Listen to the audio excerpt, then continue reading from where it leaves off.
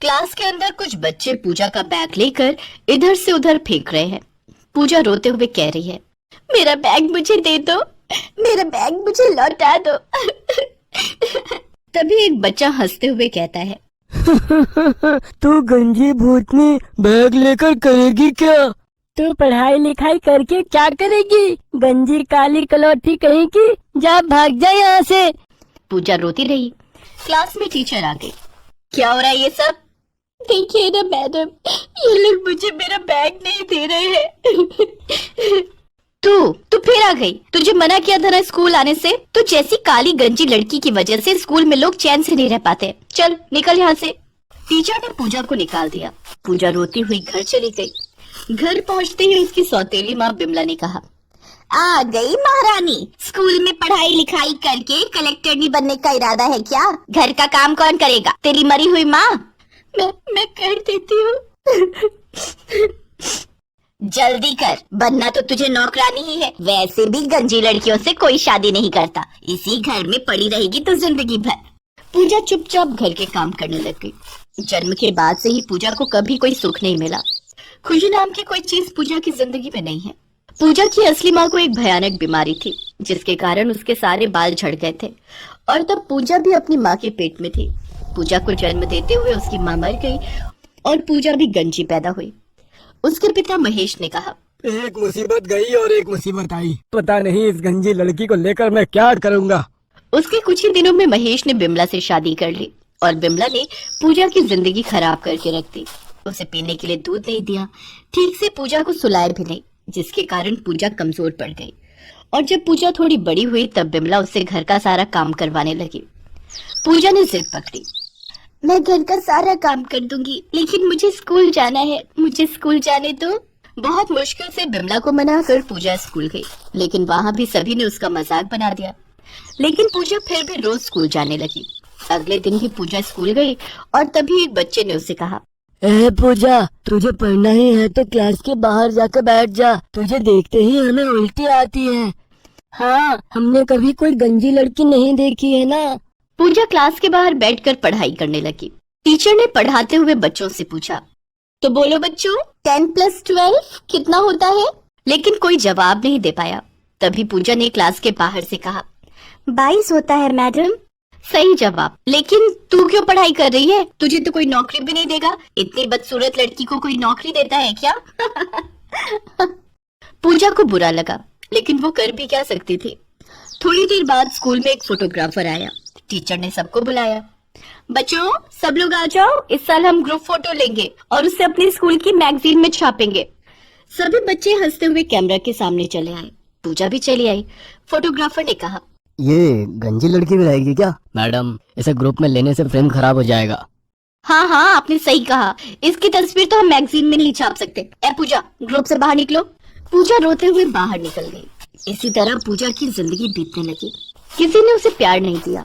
किसी ने उसे कभी ये नहीं कहा कि पूजा तुम जैसी हो वैसी ही बहुत खूबसूरत हो। पूजा ने रोते हुए कहा, मुझसे सब लोगों को प्रॉब्लम है। मैं और कभी स्कूल नहीं आऊंगी, कभी घर भी नहीं जाऊंगी। पूजा रास्ते में भटकने लगी। रात हो गई। पूजा को बहुत जोर की भूख लगी। बहुत भूख लगी है, लेकिन मेरे पास कुछ भी खरीदने के लिए पैसे नहीं है। क्या करूं? किससे मांगूं? बहुत सोचने के बाद पूजा एक होटल में गई और खाना मांगने लगी। साहब, कुछ खाने को दे दो ना साहब, बहुत भूख लगी है। भाग जा यहाँ से, घर जा और अपनी माँ से खाना मांग। मेरी माँ नहीं है, मैं अनाथ हूँ। मेरी सौतेली माँ बहुत अत्याचार करती है। तो मैं क्या करूँ? तू जा यहाँ से, तुझे देख के मेरे होटल से लोग भाग जाएंगे। उसने पूजा को भगा दिया। पूजा इधर उधर खाना मांगने लगी। बहुत कोशिश के बाद पूजा को एक रोटी मिली। फुटपाथ में बैठकर पूजा रोटी खाने ही वाली थी कि तभी वहाँ एक बूढ़ी आई। रोटी खा रही हो क्या? मुझे रोटी दोगी? मैं भी भूखी हूँ। मेरी तरह तुम्हारा भी कोई नहीं है क्या? नहीं, कोई नहीं है। कोई खाने को नहीं देता, इसीलिए बहुत भूख लगी है। आपका दर्द मैं समझती हूँ। ये लीजिए, आधी रोटी आप खाइए, आधी रोटी मैं खाती हूँ। पूजा ने उस बूढ़ी को आधी रोटी दे दी। उस बूढ़ी ने खाने के बाद कहा, बेटी, मैंने तुम्हारे जैसी खूबसूरत लड़की नहीं देखी है। तुम्हारे बाल कितने लंबे हैं। मेरे सर पर तो बाल ही नहीं है। कोई बात नहीं बेटी, तुम सो जाओ। ये बोलकर बूढ़ी चली गई। पूजा ने भी ज्यादा ध्यान नहीं दिया और वो सो गई। सुबह उसकी नींद खुली तो उसने देखा एक आदमी उसके सामने खड़ा है। अरे, तुम्हारी जैसी खूबसूरत लड़की फुटपाथ में क्यों सोई हुई है? तुम्हारे कितने लंबे बाल हैं। बालों का ही बिस्तर बना लिया है तुमने। पूजा पहले तो चौंक गई, उसके बाद उसने देखा कि उसके बाल जमीन तक आ गए हैं। वो गोरी हो गई है। अरे, ये कैसे हो गया? ये तो चमत्कार हो गया। मेरे इतने लंबे बाल। पूजा बहुत खुश हो गई। उसे याद आया कि उस बूढ़ी औरत ने उसे यही कहा था। पूजा दौड़ते हुए स्कूल की ओर जाने लगी और तभी भयानक भूकंप शुरू हो गया। स्कूल टूटकर गिर पड़ा। पूजा जब वहां पहुंची तब तक स्कूल पूरी तरह से टूट चुका था और एक चट्टान के नीचे एक बच्चा फंसा हुआ था। अरे, कोई मदद करो, चट्टान के नीचे मैं फंस गया हूँ। मदद करो। पूजा सामने आई। मैं करूंगी मदद। अरे पूजा, तुम्हारे इतने लंबे बाल कैसे हुए? प्यार की वजह से, इंसानियत की वजह से। वो आप नहीं समझेंगी। ये बोलकर पूजा ने अपने बालों से चट्टान को बांध लिया और जोर से खींचने लगी और इसी तरह उस बच्चे की जान बच गई। पूजा, मैंने तुझे बहुत उल्टा सीधा कहा है, लेकिन आज तूने मेरी जान बचाई। आज से तू मेरी दोस्त है पूजा। सभी ने पूजा को गले लगा लिया। बिमला और महेश ने भी पूजा को अपना लिया और सभी पूजा के लंबे बालों के फैन बन गए। टीचर ने भी पूजा से माफी मांग ली। पूजा, मुझे भी माफ कर दो। इस साल मैगजीन में सिर्फ तुम्हारी तस्वीर छापी जाएगी। मैगजीन में पूजा की तस्वीर आ गई और अपने अनोखे बालों की वजह से पूजा बहुत फेमस हो गई। इसके बाद से पूजा को कभी पीछे मुड़कर नहीं देखना पड़ा और वो एक खुशहाल जिंदगी जीने लगी।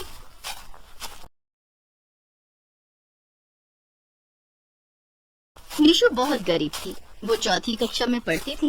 तभी उसकी माँ हमेशा के लिए उसे छोड़कर भगवान के पास चली गई। निशु के पिता सुखिया एक गरीब मजदूर थे। वो मजदूरी करके अपना और निशु का पेट पाल रहे थे, जिससे उन दोनों का गुजारा मुश्किल से चल पाता था। निशु को पढ़ने का बहुत शौक था। वो गांव के सरकारी स्कूल में पढ़ती थी। वो रोज सुबह उठकर तैयार होकर स्कूल जाया करती। एक दिन स्कूल में, आज सभी बच्चों के नाखून चेक किए जाएंगे। जिसके भी नाखून बड़े होंगे उसे पनिशमेंट मिलेगी। टीचर ने एक एक करके सभी बच्चों के नाखून चेक करने शुरू किए। टीचर जब निशु के पास पहुंची, निशु, तुम अपने नाखून दिखाओ। निशु ने टीचर को अपना नाखून दिखाया। निशु, तुम्हारे नाखून तो बहुत बड़े हैं। निशु अपने बड़े नाखून देखकर सोचती है, मैंने तो आज सुबह ही अपने नाखून काटे हैं, फिर ये इतनी जल्दी इतने बड़े कैसे हो गए? अब टीचर मुझे न जाने कौन सी सजा देंगी। निशु ने डरते हुए टीचर से कहा, मैडम, मैंने तो आज सुबह ही नाखून काटे हैं, न जाने ये कैसे बड़े हो गए। एक तो गलती करती हो और ऊपर से झूठ भी बोलती हो। अगर तुमने आज सुबह नाखून काटे होते तो अभी इतने बड़े कैसे हो जाते? जाओ, तुम क्लास के बाहर धूप में एक पैर पर खड़ी हो जाओ। तुम्हारे लिए यही सजा है। निशु को टीचर की ये बात माननी पड़ी। वो बाहर जाकर धूप में एक पैर पर खड़ी हो गई। निशु के लिए ये सजा बहुत तकलीफों वाली थी। उसके पैरों में बहुत दर्द हो रहा था और धूप में खड़े होने के कारण उसकी तबीयत खराब हो रही थी। कुछ देर के बाद निशु को चक्कर आ गया और वो बेहोश होकर गिर गई। टीचर ने निशु को उठाया और उसे डॉक्टर के पास ले गई। काफी देर धूप में रहने के कारण इसे लू लग गई है। मैं कुछ दवाइयाँ दे रहा हूँ, इसे समय समय पर खिला दीजिएगा। दवाइयाँ दिलाकर टीचर ने निशु को घर भेज दिया और कहा कि कल से अपने नाखून काट कर आए। अगले दिन निशु ने अपने नाखून फिर से काटे और स्कूल चली गई। स्कूल में निशु ने टीचर से कहा, मैडम, आज मैंने अपने नाखून काट लिए हैं। अच्छा, चलो अपने नाखून दिखाओ। निशु ने मैडम को अपने नाखून दिखाए, लेकिन निशु के नाखून पहले से भी ज्यादा लंबे थे। ये क्या निशु, तुमने फिर झूठ बोला? तुम्हारे नाखून तो पहले से भी लंबे हैं। लेकिन मैडम, मैंने तो आज सुबह ही अपने नाखून काटे थे। निशु, तुम्हें बार बार बोलने के बाद भी तुम अपने नाखून नहीं काटती हो। तुम्हें सजा दी जाती है और 1 सप्ताह के लिए तुम्हें स्कूल से सस्पेंड किया जाता है। ये सुनकर निशु बहुत उदास हो गई।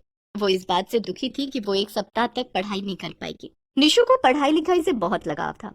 वो दिन रात पढ़ती थी और हर बार परीक्षा में अच्छे नंबर भी लाती थी। लेकिन इस बार वो अपने नाखूनों के कारण स्कूल नहीं जा सकती थी।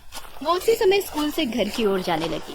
घर जाकर बाबा को क्या बताऊंगी? बाबा सुनेंगे कि मेरे नाखूनों के कारण मुझे स्कूल से सस्पेंड कर दिया गया है तो वे बहुत नाराज होंगे।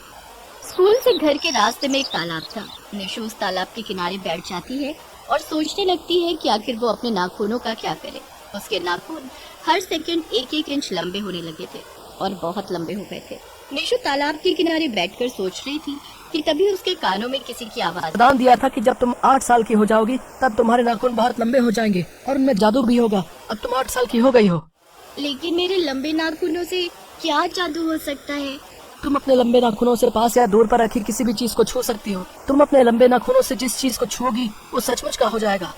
अच्छा, ये बताने के लिए तुम्हारा बहुत बहुत धन्यवाद। अब मैं अपने घर जाती हूँ।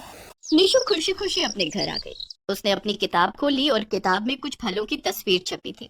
निशु ने उन फलों की तस्वीर को अपने लंबे जादुई नाखूनों से छुआ। तभी वे फल किताब से निकलकर बाहर आ गए। वे एकदम असली और ताजे फल जैसे दिख रहे थे। निशु ने खूब फल खाए और कुछ फल अपने बाबा सुखिया के लिए रख दिया। शाम को जब सुखिया घर आया तो उसने घर में कुछ रसीले फल देखे। निशु और सुखिया ने कभी फल नहीं खाए थे। घर में फल देखते ही सुखिया ने निशु से कहा, निशु बेटी, घर में तो फूटी कौड़ी भी नहीं थी। हमें 2 वक्त की रोटी तो नसीब नहीं होती। तू ये फल कहाँ से लाई? कहीं तूने चोरी तो नहीं की? नहीं बाबा, मैंने चोरी नहीं की है। निशु ने सुखिया को अपने लंबे जादुई नाखूनों के बारे में सब कुछ बताया। बाबा, आप चिंता मत करो, अब हमारे गरीबी के दिन खत्म होने वाले हैं। वो कैसे निशु बेटी? निशु ने कागज और पेंसिल लिया और कागज के टुकड़े पर कुछ रुपए पैसों के चित्र बनाए और उन चित्रों को अपने लंबे नाखूनों से छू दिया। तभी वे रुपए पैसे एकदम असली बनकर कागज से बाहर निकल आए। निशु ने उन पैसों को सुखिया को देते हुए कहा, ये लो बाबा, हमारे लिए बाजार से खाना ले आओ। सुखिया दौड़ा दौड़ा बाजार गया और अच्छा अच्छा खाना खरीदने लगा। क्या बात है सुखिया, रोज तो खाना देखकर चला जाता था, आज खाना खरीदने आ गया। पैसे वैसे हैं भी तेरे पास या यूं ही चला आया है? देख भाई, मैं तेरे जैसों को उधार नहीं देता। दुकानदार की बात सुनते ही सुखिया ने उसके सामने नोटों की गड्डी रख दी और कहा, जल्दी से 2 प्लेट दाल मखनी, 1 प्लेट शाही पनीर, 4 रोटियां और पुलाव पैक कर दो लाला। आज मेरे पास खूब पैसे हैं। आज मैं और मेरी बेटी भर पेट कर खाना खाएंगे। दुकानदार ने सुखिया को खाना पैक करके दे दिया। सुखिया खाना लेकर घर आया और दोनों बाप बेटी खाना खाकर सोने लगे। तभी निशु ने कहा, बाबा, आज से हम जमीन पर नहीं चारपाई पर सोएंगे। निशु ने कागज पर सुंदर सी चारपाई की तस्वीर बनाई और उसे अपने जादुई नाखूनों से छूकर सचमुच का बना दिया। उस रात दोनों बाप बेटी पहली बार चारपाई पर सोए। दोनों पहली बार चैन की नींद सो रहे थे। दूसरे दिन सुबह सुखिया काम पर जाने के लिए तैयार होने लगा। बाबा, अब आपको काम पर जाने की क्या जरूरत है? निशु ने झटपट एक कागज पर फिर से कुछ नोटों का चित्र बनाया और उसे अपने लंबे जादुई नाखूनों से छू दिया। वे नोट असली नोट बनकर कागज से बाहर आ गए। निशु ने उन नोटों को सुखिया को देते हुए कहा, ये लो बाबा, इन पैसों से हम अपना कुछ काम शुरू कर लेंगे। तो ठीक कह रही है निशु बेटी, अब अपने जादुई नाखूनों से हमारे लिए एक अच्छा सा घर भी बना दे। हम कब तक इस टूटी फूटी झोपड़ी में रहेंगे? अभी लो बाबा। निशु ने फिर से एक कागज पर सुंदर से घर की तस्वीर बनाई और उसे अपने नाखूनों से छू दिया। तभी वो घर कागज से बाहर निकलकर असली का बन गया। अब निशु और सुखिया की जर्जर हो चुकी झोपड़ी की जगह एक आलीशान से घर ने ले ली थी। निशु और सुखिया अपने आप को अपने घर में बैठा देखकर फूले नहीं समा रहे थे। उसके बाद निशु ने सोचा कि उनकी काम भर की जरूरतें पूरी हो गई हैं। अब वो अपना नाखून काट लेगी ताकि वो स्कूल जाकर पढ़ाई कर सके। ऐसा सोचकर उसने अपने लंबे नाखून काट डाले। लेकिन ये क्या, अगले ही पल उसके नाखून पहले से ज्यादा लंबे हो गए। लगता है मेरे नाखून अब कभी छोटे नहीं होंगे। अब मैं कभी पढ़ाई नहीं कर सकूंगी। ये सोचकर निशु फिर से दुखी हो जाती है। तभी उसे एक आइडिया आता है। वो फिर से एक कागज पर अपने स्कूल की ड्राइंग बनाती है और उस ड्राइंग को अपने लंबे जादुई नाखूनों से छू देती है। तभी वो स्कूल सचमुच के असली स्कूल में बदल जाता है और निशु अपने क्लास में अंदर जाती है। वहाँ उसकी टीचर सभी बच्चों को पढ़ा रही थी। निशु को देखकर टीचर ने कहा, अरे निशु, तुम बाहर क्यों खड़ी हो? अंदर आओ और पढ़ाई करो। निशु खुशी खुशी क्लास के अंदर जाती है और पढ़ाई करने लगती है। इस तरह से निशु की पढ़ाई भी जारी रहती है। इधर निशु के बाबा सुखिया ने अपना खुद का कपड़ों का व्यापार शुरू कर लिया था। वो शहर के बने हुए कपड़े लाकर गांव में बेचने लगे, जहां उसके कपड़े अच्छी कीमतों पर बिकने लगे। धीरे धीरे सुखिया ने अपना व्यापार और बढ़ा लिया। निशु भी अपनी पढ़ाई अच्छे से कर रही थी। निशु के जादुई लंबे नाखूनों के कारण उसकी और सुखिया की जिंदगी ही बदल गई थी। उनके पास खूब पैसा था और उन्हें अब किसी चीज की कोई